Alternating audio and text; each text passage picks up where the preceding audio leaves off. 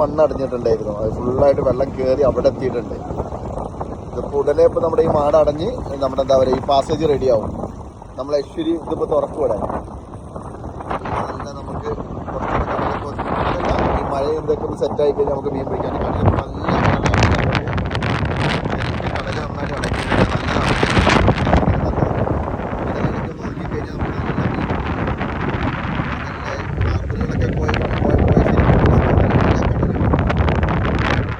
നമുക്ക് ഒരു ദിവസം തന്നെ മിക്കവാറും ഈ കെട്ട് ഇവിടെ കൊള്ളാൻ ചാൻസ് ഉണ്ട്.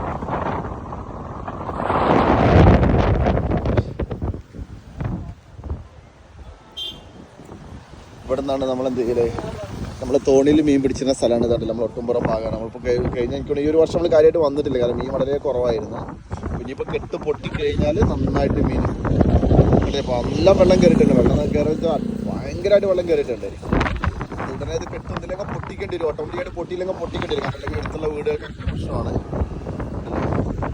നമ്മളെ തോണിയുടെ ഭാഗത്ത് പോയി നോക്കേണ്ട അവസ്ഥ നോക്കാം.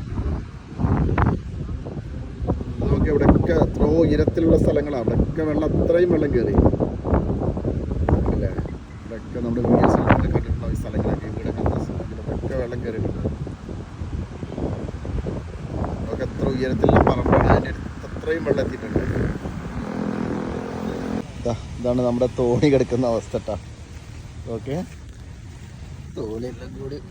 പക്ഷെ ഇനി എന്തായാലും വെള്ളം പൊന്താനില്ല. കെട്ടപ്പോൾ പൊട്ടിച്ച് കഴിഞ്ഞാൽ വെള്ളം താവും. അത് ഉടനെ പൊട്ടും. അത് പൊട്ടിച്ചിട്ടില്ലെങ്കിൽ ഓട്ടോമാറ്റിക്കായിട്ട് പൊട്ടും.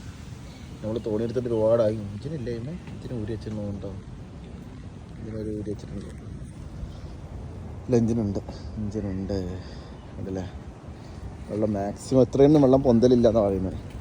വെള്ളം മാക്സിമം പൊന്തിരിക്കുകയാണ്.